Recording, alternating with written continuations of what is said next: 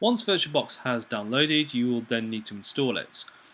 Start the installer and then follow the on-screen prompts. So I'm just going to install in the default directory. Yours will look something different to this. I'm just going to put my password in there. Obviously, I'm not going to tell you what it is. So VirtualBox will install. Once it's installed, you'll then have to create and set up your VirtualBox. Now, in order to do this, you need to have your operating system downloaded already. So in this case, I'm downloading Ubuntu, and that's still going actually. So it's a good idea to run this while you're still downloading your operating system. So that's now done. I can click on close, and then I'm ready to start running VirtualBox. Once you start VirtualBox, you'll be greeted with this screen. To start a new VirtualBox, you need to click on New, and a wizard will pop up. Now, first of all, you need to make sure you select a name. So I'm going to call this Ubuntu. So I'm going to set up an Ubuntu box. I can see it's intelligently decided that I'm going to be using a Linux operating system and version Ubuntu. If yours doesn't do that, make sure you choose a drop down. As you can see, there's a number of options here. You can create any one of these operating systems on any other operating system. So I could set up a Windows one on my Mac. I could set up a Mac on my Mac. It's completely up to you what you do. You must have the installation CD or an ISO containing the installation data. So I've got Linux and Ubuntu, so I click on continue.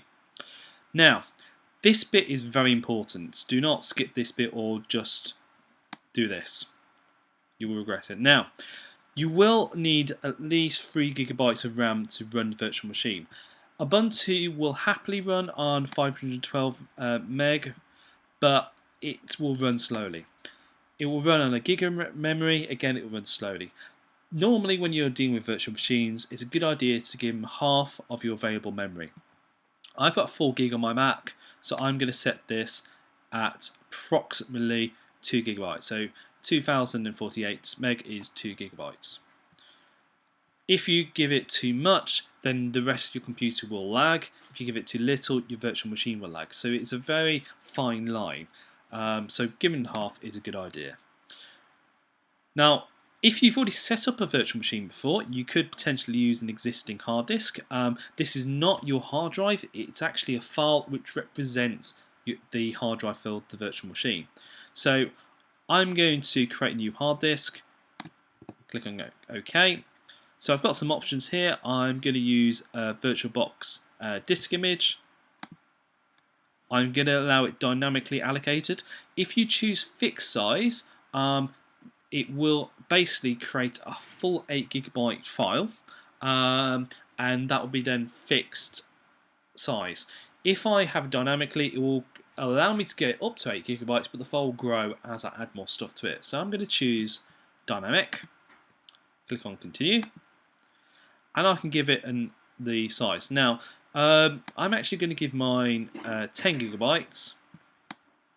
because I think that's about right, or somewhere close to that. And I'm going to keep it in a default location. The location itself will be inside VirtualBox's folders. So I click on continue. I then ask it to create it, and away it goes. Goes to create, and now I've got my virtual machine ready. Before we actually start installing anything, I'm going to click on settings just to give you an idea of what you can do. Now, you've got a number of options. If I click on advanced, you can see I've got a snapshot folder. We'll talk about snapshots later. If I go to system, you can see I've got a processor. I can enable the number of processors. Now I've got a quad core with hyperthreading, so I can increase the number of processors. So I'm going to give it 2 cores. I then can click on acceleration. Yeah, that's okay. Motherboard. That's okay. I'm going to leave it as it is for most of this. Now you can obviously change it if you want to. Video memory, I'm going to give it slightly more, maybe 24 meg, like that. Monitor count 1, I'm going to enable 2D video acceleration, and I'm going to leave 3D acceleration off because I've got no intentions of using 3D. You can have a remote display if you want to, but I'm going to leave that blank. Storage, I'm going to leave alone. Audio, I'm going to leave alone. Networking, I'm going to leave alone. Ports, I'm going to enable USB controller. That's fine. I'm going to enable USB 2. We'll ignore that. I'll show you how to install it later. And that'll do. Now, the next thing I need to do is to put a disk into the drive. So I go back to settings, go to storage, I click on the CD icon, and you can see it's not got any choices. I can click on the little disk here. I'm going to choose a virtual CD disk file, and that's now my ISO. So I'm going to go to my Dropbox, so I'm not my Dropbox, my downloads, choose the ISO file, click on open, and now that's ready. That's the same as putting a CD into the drive when you first install an operating system. I click on OK. Now once you've done all that, you're ready to press start. Now this will boot up the virtual machine. Just ignore that, click on OK. Boots up the virtual machine with the disk in the drive, and hopefully, here we go. Now, when you first run Ubuntu, it's actually going to boot straight into Ubuntu rather than actually giving you an installation option. And the reason for that is it allows you to do a test of Ubuntu using what's known as a live CD. I'm going to do that. Okay, so it's currently booting. It will take a little while to boot because it is running from a live CD. They always take a bit longer, and because it is a virtual machine, it will take longer still. So you do have to be a little patient with it. Have got to this stage, you're ready to install Ubuntu. You could have the option of trying it before you install it, but I'm going to go straight for install. The Ubuntu installer is actually very straightforward. You can see it has a lot of these ticked already. I'm going to download updates whilst installing. There we go, it's a bit unresponsive. I'm going to install third-party software as well. So I click on continue.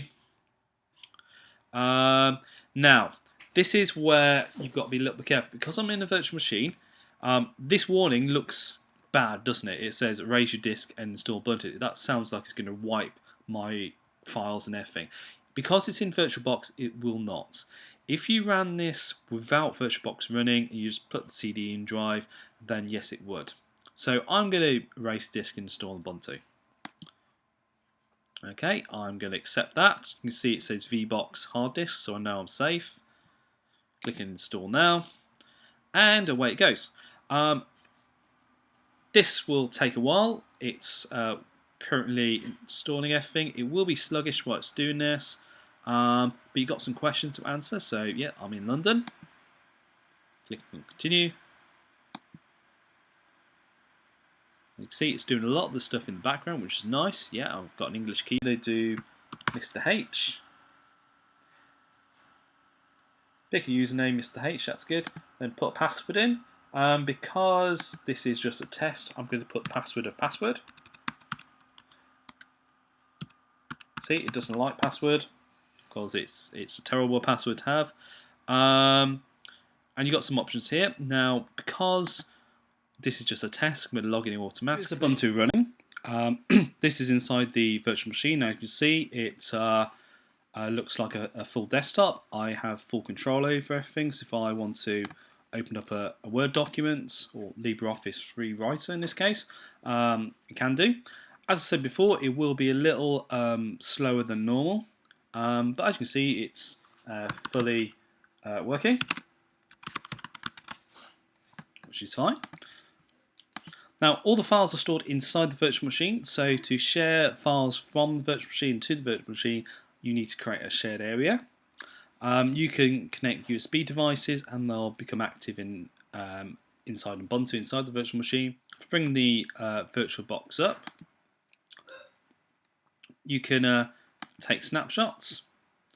What a snapshot is a current running, so let's just cancel that. Let's say I just open up a Word document again, and I then go to the snapshots. take a snapshot. I won't name it. So that's now going to save a snapshot for me.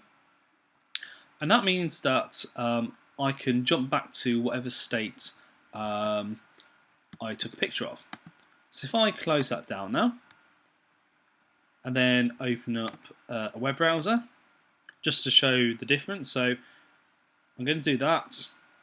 I'm then going to go back to this one. Now I can just simply, once the machine stopped, restore the snapshot.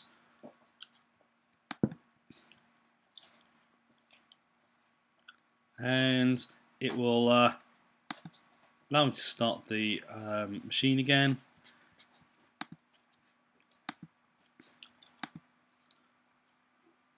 As you can see, it's at the point that I left it at. So using snapshots is a great way of just pausing and saving what you're doing at the moment, but it's also a great way of jumping to an early point. So if you muck something up, you can just jump back to the snapshot and it will be the same as it was beforehand.